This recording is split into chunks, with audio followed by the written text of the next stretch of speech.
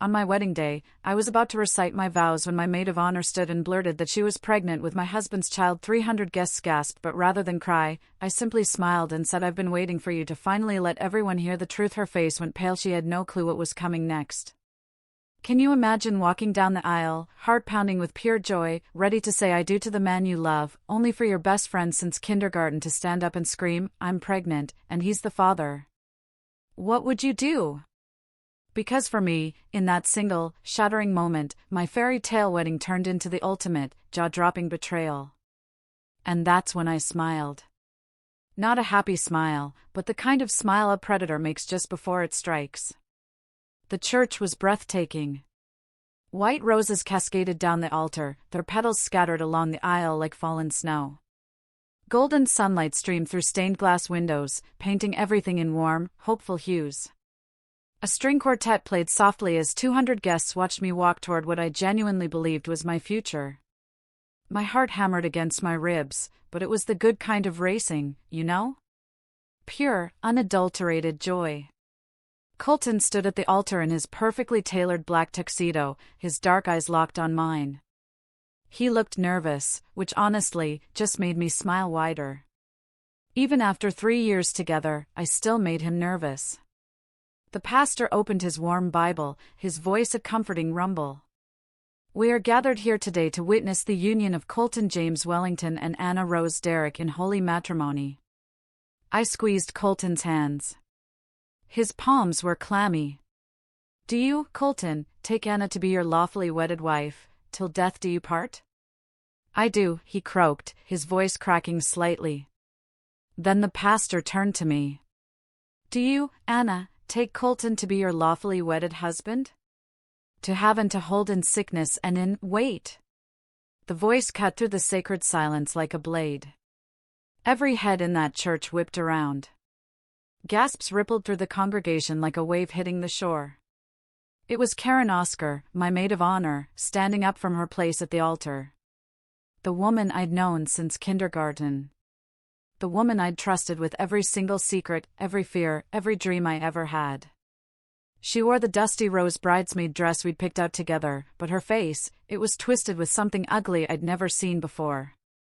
"I can't let this happen," she announced, her voice carrying to every corner of the church.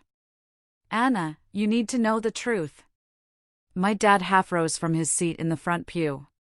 My mom grabbed his arm, her knuckles white. A low buzz started immediately, a chorus of whispers that grew louder by the second. "Karen, what are you doing?" I tried to keep my voice steady, but my heart wasn't racing with joy anymore. It was thundering with pure, ice-cold dread. She lifted her chin, defiant. "I'm pregnant, Anna. And Colton is the father." The gasps turned into shocked exclamations. Someone behind me whispered, "Oh my God," loud enough for everyone to hear. The string quartet's music faltered, then died completely. Colton went pale as paper. "Karen, don't," he pleaded, barely above a whisper. "Don't what?" Her voice got stronger, more vicious. "Don't tell her how you've been coming to my apartment for months? Don't tell her how you said you were having second thoughts about the wedding? Don't tell her how you whispered that you loved me while we— Enough." My brother, Tristan, shot to his feet, his face absolutely murderous. My sister, Sydney, grabbed his arm before he could charge the altar. Karen smirked at me, triumph gleaming in her dark eyes. "Face it, Anna. You're the consolation prize. He settled for you because I wouldn't commit. But now that we're having a baby—" She placed her hand on her still flat stomach. "Well, priorities change." The church had gone dead quiet, except for my grandmother's rosary beads clicking together as she prayed rapidly in Spanish. I looked at Colton. Sweat beaded on his forehead, his mouth opened and closed like a fish drowning in air. He couldn't even look me in the eye. That's when I smiled. It wasn't a happy smile. It was the kind of smile a shark might give right before it struck. "Oh, Karen," I said, my voice carrying clearly in the silence. "You poor, delusional little girl." Her smirk faltered. I reached into my bouquet and, with one smooth motion, pulled out my phone. I activated the Bluetooth speaker system we'd installed for the reception music. "Ladies and gentlemen," I announced, my voice now amplified throughout the church, "before we continue this fascinating display, I think you should all hear something." Karen's face went from triumphant to confused, then to absolutely terrified as her own voice filled the church. "God, Colton is such an idiot. He has no idea I've been sleeping with his brother and his best man. The pregnancy could be any of theirs, but Colton makes the most money. So..." The recording continued. Karen's cackle echoed off the church walls as she bragged to someone on the phone about her plan, about how she'd been manipulating all three men, about how she planned to take Anna's pathetic little prince for everything he's worth. Karen dropped to her knees right there at the altar, her face white as a communion wafer. "Anna, I can explain." "Oh, you'll have plenty of time to explain," I said calmly. "To the police, to the DNA lab, and to my lawyer." I looked out at the stunned congregation. 3 hours later, my so-called husband and maid of honor were begging me not to press charges. But I'm getting a little ahead of myself, aren't I? My name is Anna Rose Derrick. And up until that very moment, I truly believed I was living my dream life. I'm a pediatric nurse at Children's Hospital, the kind of woman who actually believes in happily ever after because I spend my days helping kids believe in miracles. At 28, I had everything mapped out: marry Colton, buy a house with a white picket fence, have 2 kids, and a golden retriever named Buster. Colton Wellington was everything I thought I wanted. Tall, handsome, successful. He worked as a financial advisor at his family's investment firm. Old money, good breeding, the kind of man who looked perfect in family Christmas photos. We met at my cousin's wedding 3 years ago. He was the best man, I was a bridesmaid. Classic story, right? He spilled red wine on my dress during the reception, then insisted on paying for the dry cleaning. One coffee date turned into dinner. Dinner turned into weekend trips. Weekend trips turned into moving in together. "He's perfect for you, Mija," my mother always said.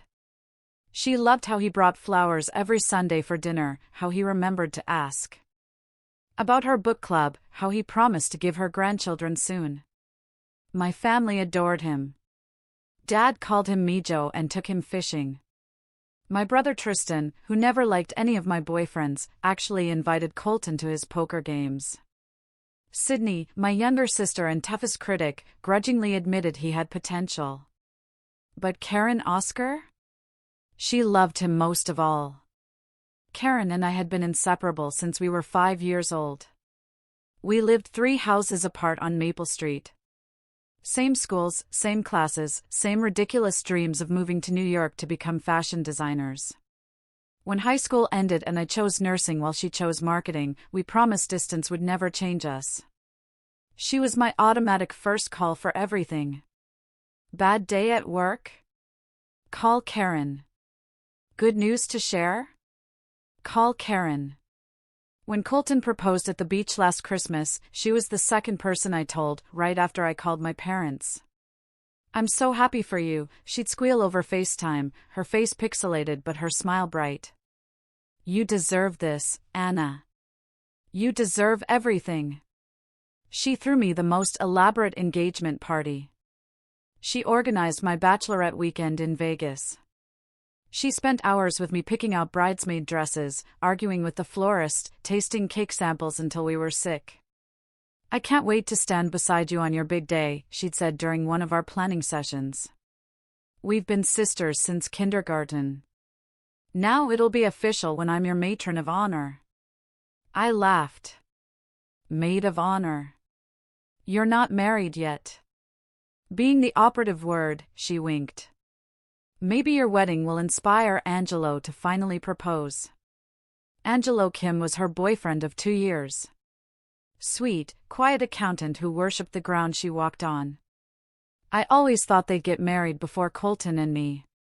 Looking back, I should have noticed the signs. Like how Karen always found reasons to drop by our apartment when Colton was home. How she'd linger after I left for early shifts, claiming she wanted to catch up with Colton about work stuff since they both worked in finance. How Colton started working late more often, especially on nights when Karen said she was too tired to join our group dinners. How my phone would buzz with texts from her at odd hours, just thinking about you, at 2 a.m. hope you're having a good day, right in the middle of my shift when she knew I couldn't respond. How Colton became distant the last few months before the wedding. Shorter conversations. Less eye contact. When I asked if he was getting cold feet, he'd pull me close and say, "Never. I can't wait to marry you, Anna." But there were other signs, too. Ones that my trusting heart chose to interpret as pre-wedding jitters. The way he'd get nervous when his phone buzzed during dinner. How he started putting it face down on tables. How he'd step into the other room to take calls, claiming it was work stuff, even on weekends. The mysterious charges on our joint credit card. Small amounts. Nothing suspicious individually. Coffee shops I'd never been to. A jewelry store purchase he claimed was a surprise for later. Gas stations on the other side of town when he said he'd been working late downtown. 3 weeks before the wedding, I found a pregnancy test box in our bathroom trash. Not used, just the empty box. When I asked Colton about it, he looked genuinely confused. Maybe Sydney left it when she visited last weekend, he suggested. I called my sister. She laughed. Girl, I'm not even dating anyone seriously. Must have been housekeeping. You know how those hotel maids sometimes dump their personal trash in guest bins? It made no sense, but I believed it. Because I wanted to. The night before the wedding, during the rehearsal dinner, Karen seemed different. She kept checking her phone and barely touched her food. When my aunt asked if she was feeling all right, she snapped, "I'm fine, just tired from all the wedding planning." Colton was weird, too. He kept staring at Karen when he thought no one was looking. When she got up to use the bathroom, he found an excuse to step outside for fresh air 2 minutes later. "You okay, bro?" Tristan asked Colton during the toasts. "You look like you're about to throw up." Wedding nerves? Colton laughed, but it sounded forced. "You know how it is." But Tristan didn't know how it was. None of us did, except my parents and aunts and uncles, who'd been together so long they made love look easy. That night, Colton and I followed tradition and stayed apart. He went to his best man's hotel room while I stayed at my parents' house with my bridesmaids. Karen was the last to leave after helping me hang my dress. "Anna," she said at the door, her voice strange. "You know I love you, right?" "Of course I do." "I love you, too." She hugged me tighter than usual. "Tomorrow is going to change everything." "I hope so." I laughed. That's kind of the point of weddings. But she wasn't smiling when she pulled away. I woke up at 6 a.m. on my wedding day with butterflies doing aerial acrobatics in my stomach. Good butterflies, though. The kind that come with Christmas morning excitement and first day of vacation anticipation. The house was already buzzing. Mom was setting up the coffee station with military precision. The phone rang constantly with last-minute vendor confirmations and relatives asking for directions. "Morning, beautiful bride." Karen breezed through the front door at 7 o'clock sharp, carrying a tray of fancy coffee drinks. Triple shot vanilla latte for the blushing bride because we need you caffeinated and gorgeous. She looked perfect as always. Hair already done in loose Hollywood waves, makeup flawless, wearing yoga pants that probably cost more than my monthly car payment. Even at 7 a.m., Karen looked like she was ready for a magazine photo shoot. "You're an angel," I said, accepting the coffee gratefully. I was so nervous I forgot to eat breakfast. "That's what maids of honor are for," she kissed my cheek. "To make sure you don't faint at the altar from low blood sugar." The morning flew by in a blur of hair appointments, makeup touch-ups, and constant photo taking. My cousin Maria documented everything with her professional camera, me getting into my dress, a princess-style ball gown with hand-sewn pearls that took my mother and me 8 months to save for. My grandmother fastening the family pearl necklace around my neck with shaking hands. My father crying when he saw me in full wedding regalia. "Mija, you look like a queen," he whispered, his voice thick with emotion. Karen helped with everything. She fluffed my train, fixed my veil when it got caught on doorways, touched up my lipstick between photos, the perfect maid of honor, my best friend since forever. But looking back, she was also checking her phone constantly. Quick glances when she thought no one was looking, her fingers flying over the screen when she stepped into the bathroom or went to grab something from her car. At one point, Sydney caught her. "Girl, who are you texting so much?" "Angelo's at the golf course with the guys. It's bad luck for the bridal party to talk to the groomsmen before the ceremony." Karen's cheeks flushed pink. "Just work stuff. You know how it is with clients." "On a Saturday?" Sydney raised an eyebrow. My sister had built-in bullshit detectors that could spot lies from space. "Financial markets never sleep," Karen said smoothly. Too smoothly. We arrived at the church at 2 p.m. for photos before the 4 p.m. ceremony. The photographer positioned us all over the grounds, me with my parents, me with my bridesmaids, me alone by the altar looking contemplative. Every shot was perfect. Colton and his groomsmen were getting ready in the church basement. Protocol said we weren't supposed to see each other before the ceremony, but honestly, I was dying to catch a glimpse. 3 years together, and I still got excited just seeing his face. "Can you check if they need anything downstairs?" I asked Karen during a break between photo sets. "Make sure Colton remembered his allergy medication.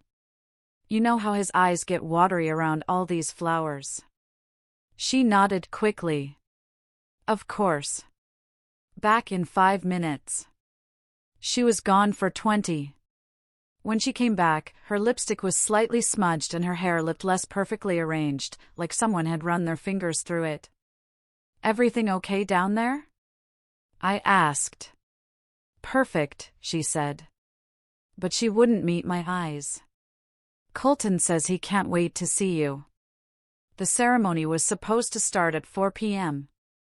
By 3:45, guests were filing into the church, filling up the wooden pews. I peeked through the bridal suite window and saw aunts and uncles, college friends, coworkers, neighbors, everyone who mattered in my life gathered to witness my happy ending. Colton's family took up the right side of the church, all old money elegance in navy blue and pearls. My family claimed the left side, with bright colors and loud laughter and enough perfume to choke a horse. At 3:55, the wedding coordinator knocked on our door. "Ladies, it's showtime." My bridesmaids lined up, my college roommate Ariel, my cousin Anna, Colton's sister Rebecca, and Karen at the front as maid of honor. They all looked beautiful in their dusty rose dresses, carrying bouquets of white roses and baby's breath. Dad offered me his arm. "Ready, Mija?" I took a deep breath, inhaling the scent of roses and old wood and the faint smell of my grandmother's prayer candles. Ready.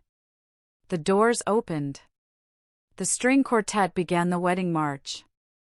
Every face turned toward me, smiling and dabbing at tears. This was it. The moment I'd dreamed about since I was a little girl playing dress-up in my mother's wedding gown. I walked down the aisle feeling like I was floating. The church was perfect. The music was perfect. Colton looked perfect standing at the altar in his black tuxedo with the white rose boutonniere. Everything was perfect, until it wasn't. "I'm pregnant, Anna, and Colton is the father." The words hung in the air like poison gas. I felt the entire congregation inhale collectively, then hold their breath, waiting to see what would happen next. My bouquet suddenly felt heavy in my hands. The church, which had been warm and golden just seconds before, now felt cold and stark. Every eye was on me, watching for my reaction, waiting for me to crumble. But I didn't crumble. Instead, something ice-cold settled in my chest. Clarity. Sharp as a blade. Colton finally found his voice. Karen, please don't do this. Not here. Not now. When else, Colton? She stepped closer to him, her voice growing stronger, more confident. When you're on your honeymoon? When Anna's already legally tied to you? When it's too late for her to make an informed choice? She turned to face our guests, playing to the audience like an actress on stage. I'm sorry, everyone. I know this is awkward, but Anna deserves to know the truth before she makes the biggest mistake of her life. My father's face had gone from confused to murderous. He started to rise, but my mother grabbed his wrist. Esteban, no, she hissed. Let Anna handle this. Karen looked back at me, and for a split second, I saw something that looked almost like regret flash across her face. But then her chin lifted, and the mask of righteous indignation slid back into place. I didn't plan for this to happen, she continued, her voice carrying to every corner. Colton and we fought it for months. We both love you, Anna, but sometimes love isn't enough to stop other kinds of love. The guests were starting to murmur now, whispers rippling through the pews like wind through wheat. I caught fragments, oh my God. Did she just? That poor girl, at her own wedding. The audacity. Colton looked like he wanted to disappear into the floor. Sweat had broken out on his forehead and his hands were shaking. Anna, I can explain. Explain what? Karen interrupted, practically shrieking. Explain how you told me you were having second thoughts about the wedding? Explain how you said you felt trapped? Explain how you whispered my name when we… Enough. My brother Tristan shot to his feet like a rocket, his face twisted with rage. He started toward the altar, but Sydney and my cousin Roberto grabbed his arms, holding him back. Let me go! Tristan snarled. I'm going to deal with him. I'm going to kill both of them. The security guard's dad had hired for the reception moved forward, ready to intervene if my family decided to start a brawl in the house of God. Karen seemed to feed off the chaos. Her eyes were bright, almost fevered. Anna, you have to understand. I never meant for this to happen, but we can't help who we fall in love with. And Colton, he loves me. He's always loved me. She placed both hands on her stomach in a gesture that was clearly meant to be protective and maternal. This baby deserves to have its father, and Colton deserves to be with the woman he truly wants. Colton looked at her like she'd lost her mind. Karen, stop talking. You're making this worse. But she was on a roll now, drunk on the attention and drama. Worse? Colton hiding the truth is what made this worse. Living a lie is what made this worse. She gestured toward me. Look at her standing there in that ridiculous dress, thinking she's about to marry the love of her life. Don't you think she deserves better than a man who wishes he was marrying someone else? That's when something snapped inside my chest. Not broke. Snapped, like a rubber band that had been stretched too tight. I smiled. It must have been quite a smile because Karen actually took a step backward. Oh, honey, I said, my voice soft and sweet as venom. You sweet, stupid little girl. Her confident expression wavered. I reached into my bouquet and pulled out my phone. With one smooth motion, I activated the Bluetooth connection to the church's sound system, the same system we'd installed to play our wedding music. Before we continue with this fascinating performance, I announced, my voice now carrying clearly through the speakers, I think everyone should hear something. Karen's face went white. Anna, what are you? I pressed play. Karen's own voice filled the church, crystal clear through the professional sound system. God, Colton is such an idiot. He has no idea I've been sleeping with his brother and his best man. The pregnancy could be any of theirs. But Colton makes the most money, so. Obviously he's my best bet for child support. The congregation gasped in unison, but the recording wasn't finished. Anna's so pathetically naive, it's almost sad. She actually thinks Colton loves her. Meanwhile, he can't keep his hands off me every time she works late shifts. Last week, he said he wishes he'd proposed to me instead. Colton's face had gone from pale to green. He looked like he might actually vomit right there at the altar. But Karen's voice continued, bright with laughter. The best part is she's paying for half the wedding, so technically she's funding her own humiliation. God, I can't wait to see her face when I tell everyone. It's going to be so delicious. The church was dead silent except for the sound of my grandmother's rosary beads clicking faster and faster as she prayed. The recording kept playing. Karen bragging about manipulating all three men. Karen laughing about how she planned to take Anna's pathetic little prince for everything he's worth. Karen discussing her backup plan if Colton didn't leave me, I'll just claim he raped me. Who's going to believe his word over mine? By the time I finally stopped the recording, Karen had collapsed onto her knees at the altar, her face buried in her hands, the dusty rose dress pulled around her like spilled wine. Anna, she whispered, her voice barely audible. Please, I can explain. I was drunk when I said those things. I didn't mean. You didn't mean to get caught, I corrected, my voice still amplified by the speakers. There's a difference. I turned to Colton, who looked like a deer caught in headlights. Anything you'd like to add, honey? Or should I play the recording of you calling me a boring, clingy bitch while you were screwing my best friend in the apartment I pay half the rent for? He opened his mouth, then closed it. Opened it again. No words came out. I looked out at the congregation. 200 faces stared back at me, expressions ranging from shocked to appalled to impressed to murderous. Those were mostly my relatives. Ladies and gentlemen, I said calmly. I apologize for the interruption, but as you can see, we have a slight issue with the groom and my maid of honor. Something about honesty, fidelity, and basic human decency. My father finally broke free from my mother's grip and stood up. Anna, Mija, do you want me to? No, Papa, I said. I've got this. And I did. For the first time in months, maybe years, I felt completely in control. You want to know the funny thing? I said, my voice still carrying through the church speakers as I looked down at Karen, who was still on her knees at the altar. I've known about you two for months. The congregation rustled like leaves in wind. Karen's head snapped up, her face streaked with mascara tears. That's impossible, she whispered. Is it? I pulled up my phone again, scrolling through photos.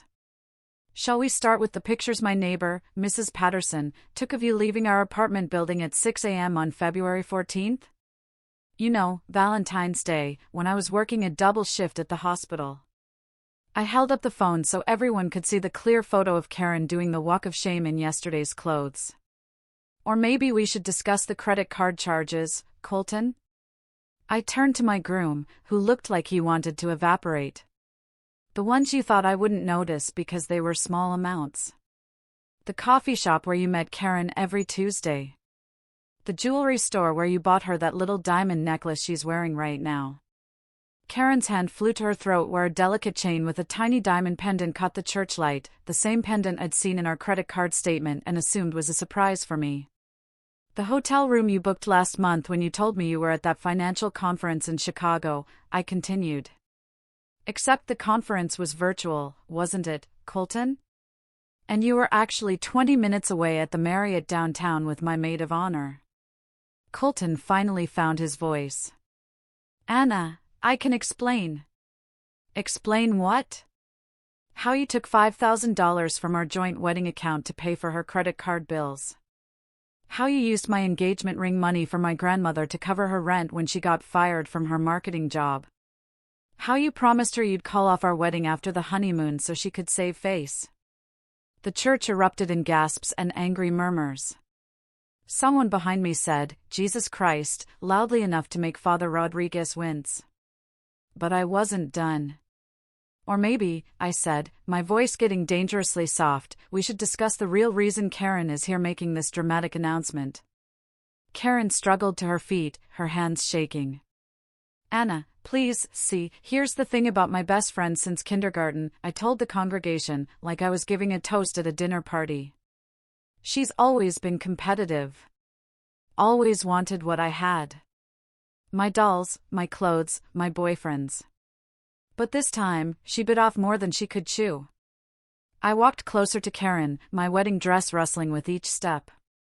The guests were so quiet, I could hear the silk train sliding across the marble floor. Tell them about the DNA test, Karen.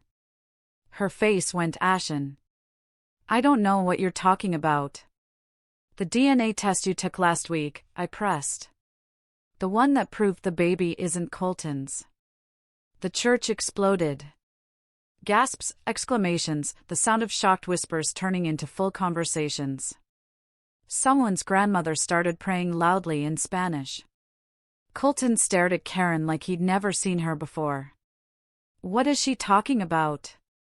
Karen's mouth opened and closed like a fish gasping for air. That's not, Anna, you're lying. Am I? I pulled out a folded paper from inside my bouquet. Paternity test results, dated last Tuesday. 24% probability that Colton Wellington is the father, which, for those of you who aren't familiar with genetics, means definitely not the father. I held the paper high enough for everyone to see the official letterhead. But here's my favorite part, I continued, my voice taking on a sweet, conversational tone. The test also shows a 99% probability that the father is. I paused for dramatic effect. James Wellington. Colton's face went from green to white to red in the span of 3 seconds. My brother? Your brother, I confirmed cheerfully. Who, by the way, is standing right behind you in your groomsman line, looking like he wants to crawl under a rock. Every head turned toward the groomsman.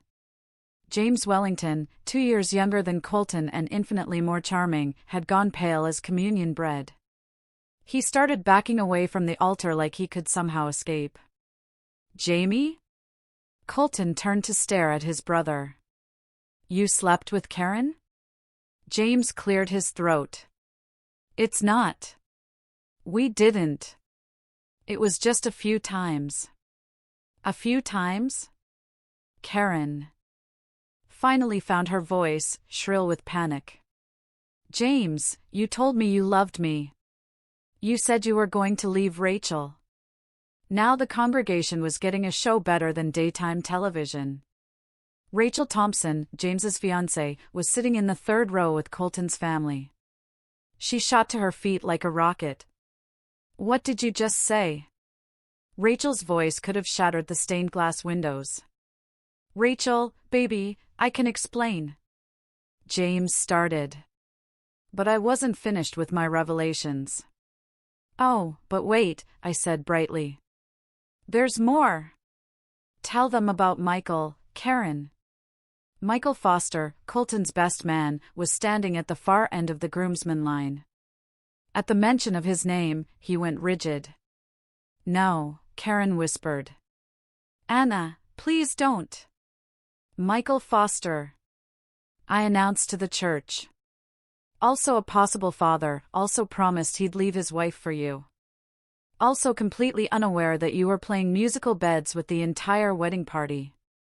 Michael's wife, seated with the other spouses, let out a sound like a wounded animal. She turned to stare at her husband with murder in her eyes. The church was in complete chaos now. Rachel was screaming at James. Michael's wife was crying while her sister held her back from charging the altar. My relatives were shouting threats in Spanish and English. Colton's family looked like they wanted to disown everyone and flee to another country. But through it all, I stood calm and collected in my princess ball gown, watching. My carefully laid traps spring shut on every single person who had betrayed me. How? Karen whispered, tears streaming down her face. How did you find out? I smiled. The same shark smile from earlier, but bigger now. More satisfied. Because, my dear former best friend, I said sweetly. You forgot one very important thing about me. What? I'm a nurse. I know how to collect evidence without people noticing. Hair from your brush when I was over for planning sessions. Saliva from glasses at restaurants. Coffee cups from the trash? I shrugged elegantly.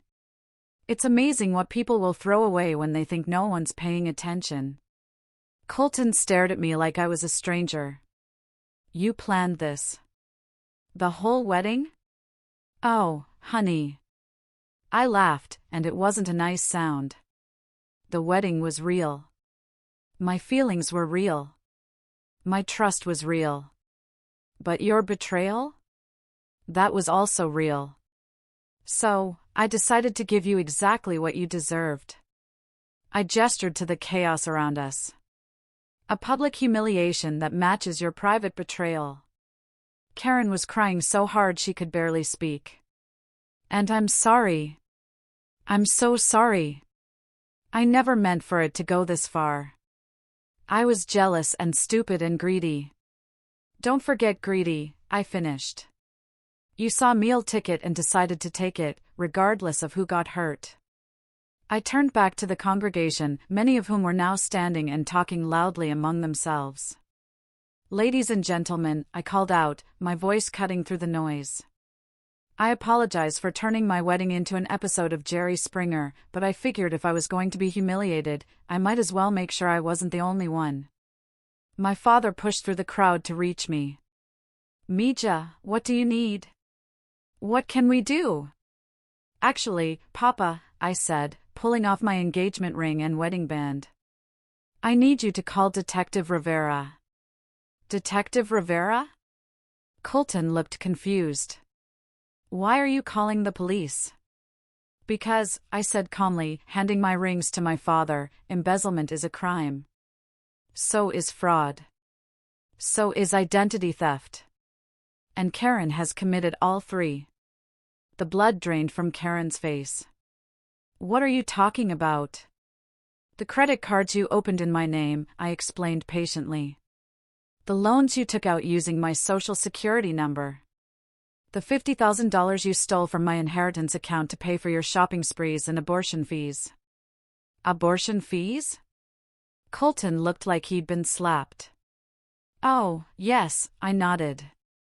This isn't Karen's first pregnancy scare. Just her first attempt to use one as a weapon. She's had 3 abortions in the past 2 years. All paid for with money stolen from me. Karen collapsed back to her knees, sobbing hysterically. Anna, please. I'll pay it back. I'll do anything. Please don't call the police. Too late, I said, checking my phone. I already called them. They should be here any minute. And as if on cue, the sound of sirens began to wail in the distance, growing closer by the second. The police sirens were getting louder, but the chaos in the church was deafening. Rachel was still screaming at James, who was trying to push past the other groomsmen to escape. Michael's wife had broken free from her sister and was now advancing on Michael with her purse raised like a weapon. My family members were shouting in a mixture of Spanish and English, while Colton's family looked like they were attending a funeral instead of a wedding. Anna, you can't be serious about this. Colton said, reaching for my hands. I stepped back before he could touch me. Dead serious, I replied. You stole from me, Colton. You used our joint account like your personal piggy bank. You forged my signature on loan documents, and you helped her, I pointed at Karen, who was still kneeling on the altar floor, commit identity theft. The apartment lease you co-signed for her using my credit information, I continued. The car loan you guaranteed with my income statements. The credit cards you helped her apply for by providing my employment verification. Should I go on? Colton's face crumbled. He looked around desperately, as if the church's stained glass saints might offer him sanctuary. They didn't. The sirens stopped right outside the church. Heavy footsteps echoed in the vestibule, and Detective Rivera appeared in the doorway with 2 uniformed officers behind him. Anna! Detective Rivera called out, surveying the chaos. I got your message. Are these the suspects? I nodded toward Karen and Colton. Karen Oscar and Colton Wellington.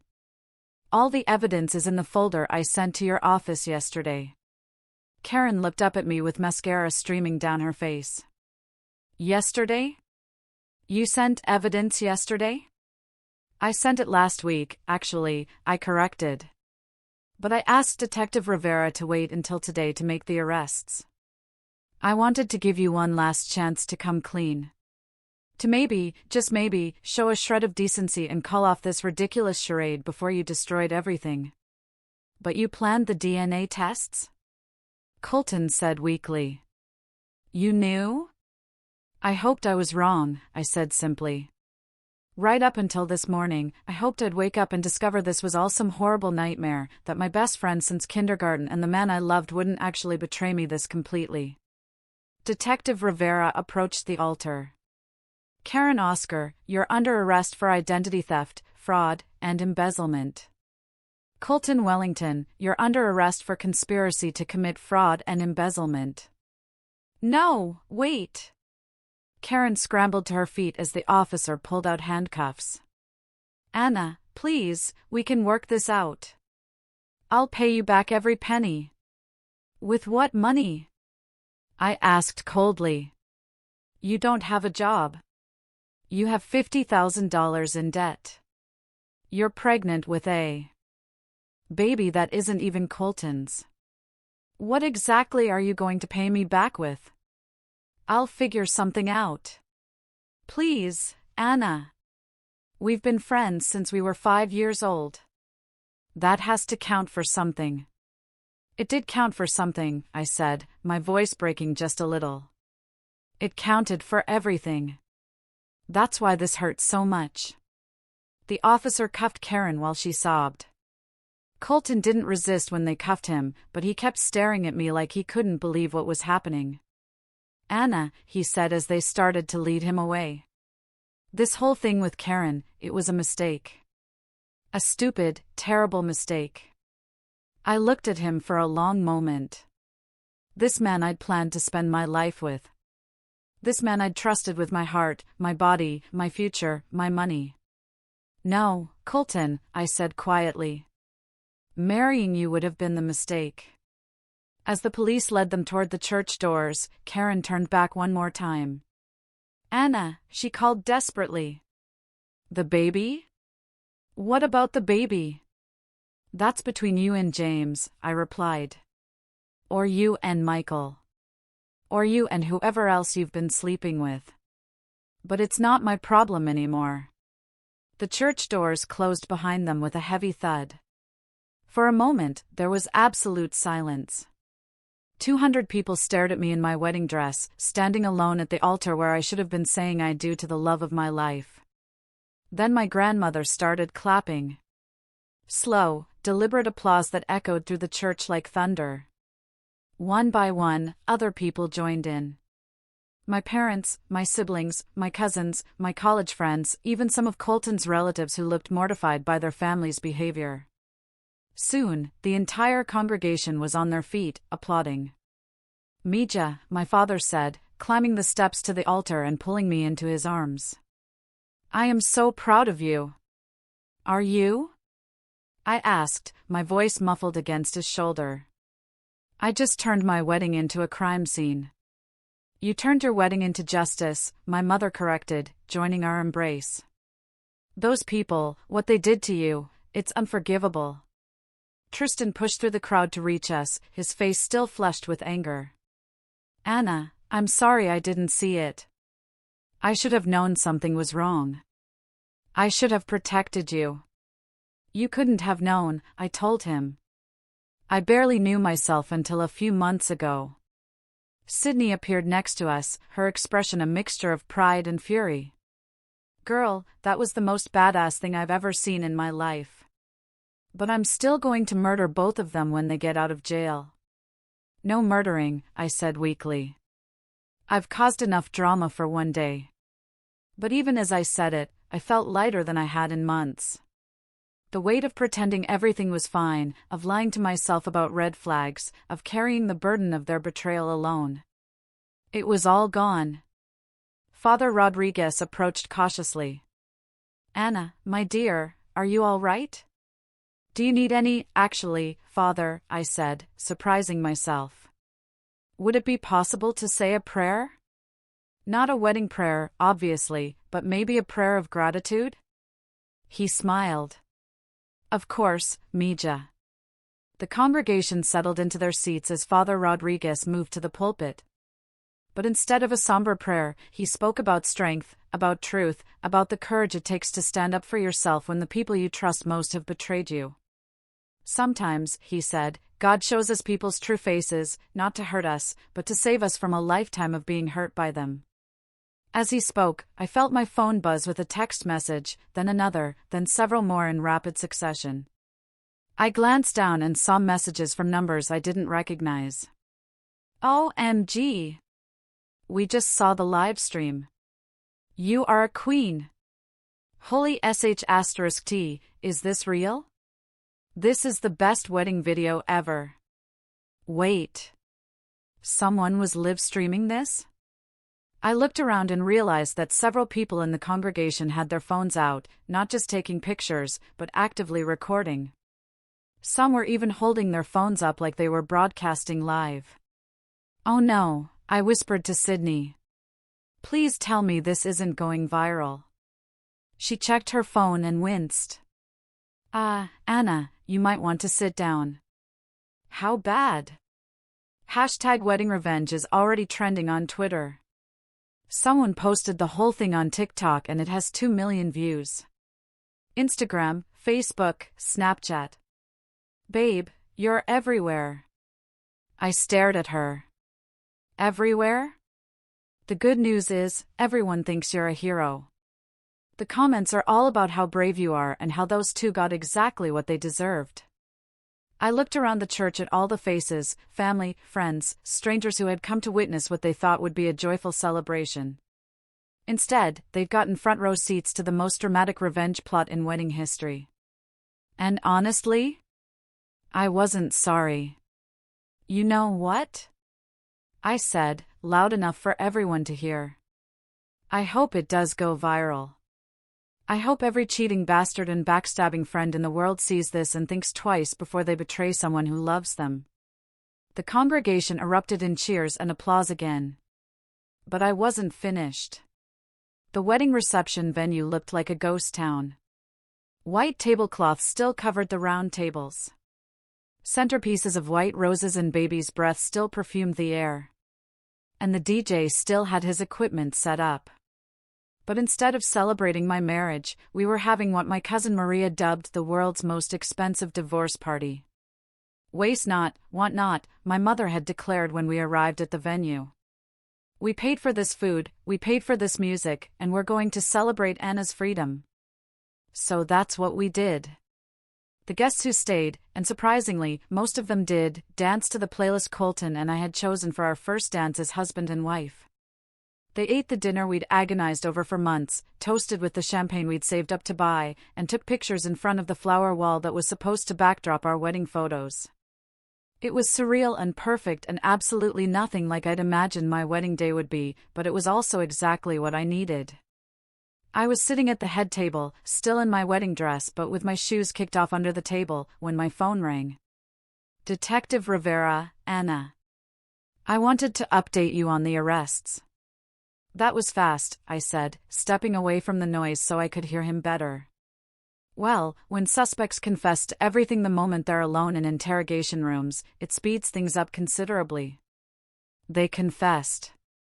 Oh, yes. Colton broke down the moment we separated them. Told us everything. The affair, the money, the fake documents, even some things you didn't know about. Apparently, Karen convinced him to take out a loan against her house to pay for her medical bills. My stomach dropped. Our house. The one we just bought together? The one you just bought together, he corrected. According to the bank records, you're the only one on the mortgage. But Colton forged your signature on a second mortgage application last month. $50,000. I sank into a nearby chair. $50,000 more? The good news is, we caught it before the money was disbursed. The bank flagged the signature as suspicious and held the funds pending investigation. So that money is safe. What about Karen? Miss Oscar? She's a mess. Crying, apologizing, claiming she was manipulated by Colton. But then she started trying to negotiate a deal, which pretty much eliminated any sympathy we might have had. What kind of deal?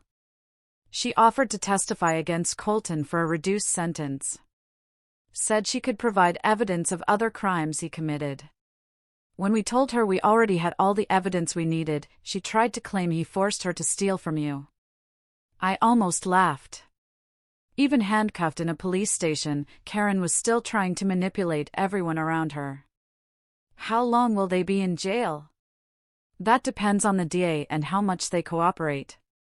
But Anna, with the evidence you provided, we're looking at multiple felony charges. They're going to prison, not jail. Probably for several years. Several years, I tried to process that. By the time they got out, I'd be in my 30s. Maybe married to someone else, maybe with kids, maybe living a completely different life. The thought didn't make me sad. It made me hopeful.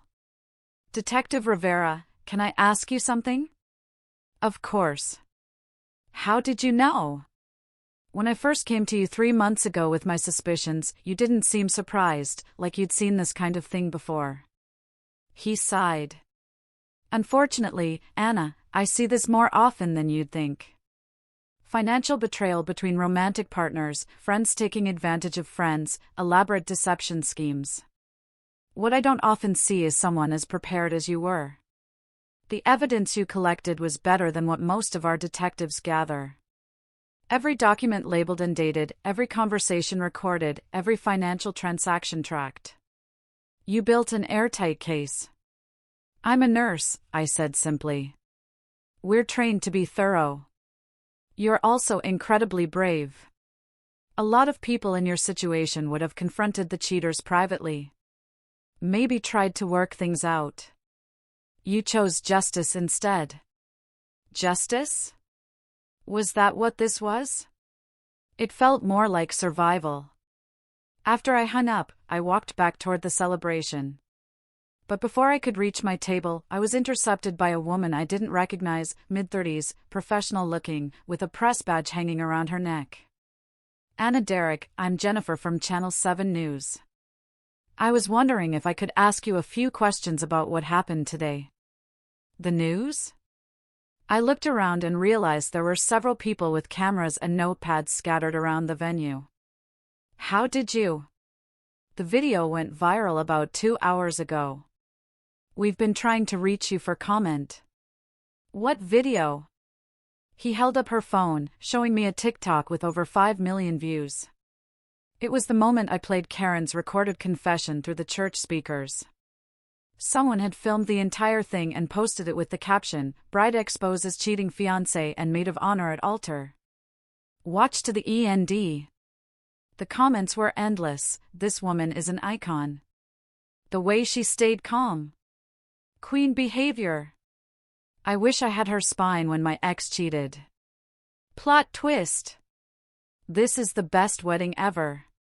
Can we make this woman president?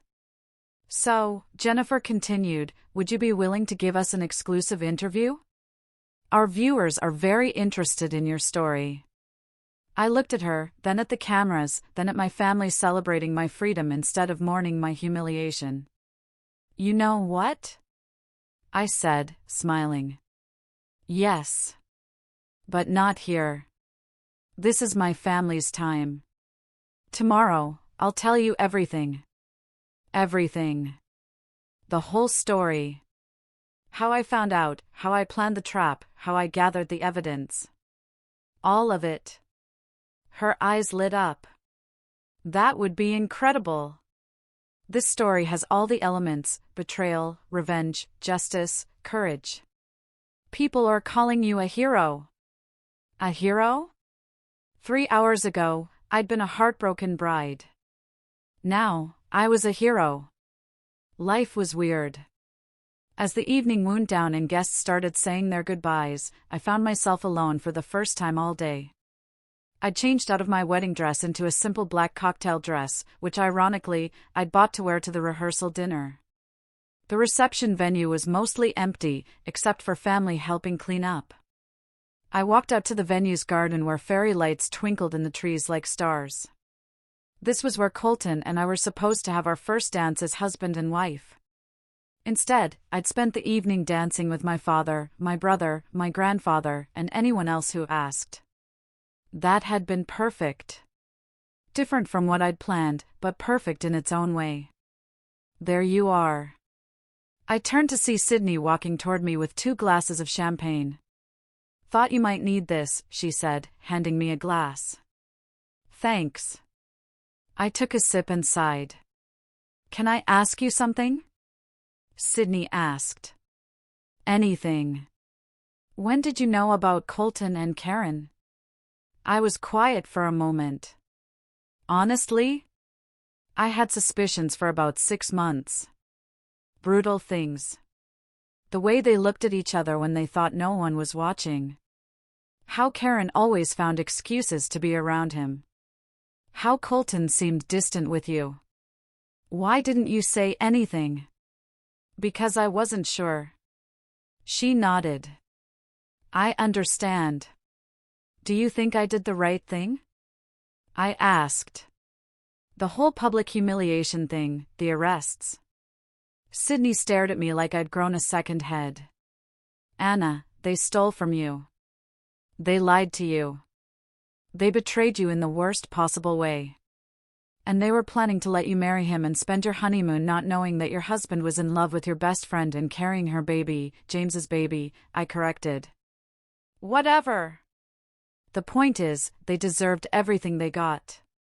And honestly, you probably saved other people from being victimized by them in the future. You think so? I know so. Karen's been using people her whole life. Remember in high school when she borrowed money from half our class and never paid anyone back? Or when she cheated on that scholarship exam and let Maria get blamed for it? Or when okay, I laughed. I get it. I should have seen the patterns earlier. Love makes us blind to patterns, Sydney said gently. Both kinds of love. Romantic love and friend love. We stood in comfortable silence, sipping our champagne and watching the fairy lights twinkle. So, what happens now? Sydney asked. Well, according to Detective Rivera, they'll both probably go to prison. I'll have to testify at the trial, but he says it's pretty much a slam-dunk case. I meant, what happens to you? What do you do now? I thought about it. For 3 years, my entire future had been planned around Colton. Our apartment, our joint accounts, our 5-year plan, our dreams of kids and houses and growing old together. All of that was gone now. I guess I figure out who I am when I'm not half of a couple, I said. I haven't been single since I was 25. I don't even remember what I like to do in my spare time. You like to read trashy romance novels and eat ice cream straight from the container while watching cooking shows, Sydney said immediately. Those are things I did when Colton was working late. Exactly. Things you like that you never got to do because you were too busy being the perfect girlfriend. She had a point. I want to travel, I said suddenly. I've always wanted to see Europe, but Colton said it was too expensive.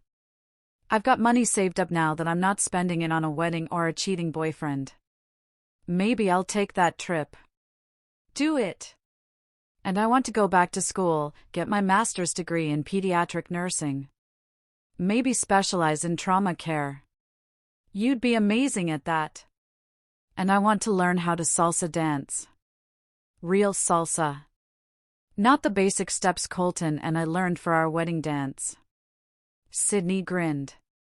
Now you're talking. What else? I want to adopt a dog. A big one. Colton was allergic, so we could never have pets. Keep going. I want to be someone I'm proud of. Not someone who ignores red flags because she's afraid of being alone.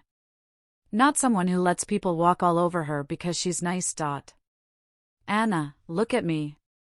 I turned to face my sister. You are someone to be proud of. What you did today. That wasn't the action of someone who lets people walk all over her. That was the action of a woman who knows her worth and refuses to accept anything less. It was pretty badass, wasn't it? It was legendary. They're going to tell stories about today for years. As if to prove her point, my phone buzzed with a text from a number I didn't recognize. Saw your video online. You're my hero. My husband cheated on me last year and I wish I'd had your courage. Thank you for showing me what strength looks like. I showed the text to Sydney. See, she said. You're inspiring people. My phone buzzed again, then again. Message after message from strangers who'd seen the video and wanted to share their own stories of betrayal and revenge, or to tell me how my courage had inspired them to stand up for themselves. This is insane, I said, scrolling through dozens of messages. I just wanted justice for myself. I never expected to become a symbol of female empowerment. I was going to say, to become an internet meme, Sydney laughed. But sure, let's go with female empowerment. Both can be true. We finished our champagne as the cleanup crew finished packing up the reception decorations. Soon the venue would be ready for the next event, the next celebration, the next beginning. Ready to go home? Sydney asked. I looked around one more time. This place that was supposed to hold the memories of the happiest day of my life. Instead, it would always be the place where I chose myself over settling for less than I deserved. Actually, I said. I don't want to go home. Not to the apartment I shared with Colton, anyway. Can I stay with you tonight? Of course. We'll order pizza, drink wine, and plan your European vacation. Sounds perfect.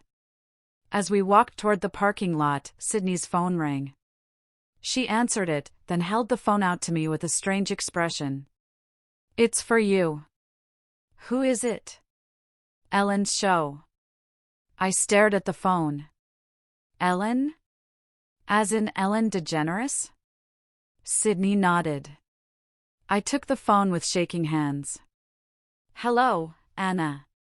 This is Sarah from Ellen's production team. We'd love to have you on the show next week to talk about what happened today. Ellen thinks your story is incredible and wants to celebrate your courage. Ellen DeGeneres wanted to celebrate my courage?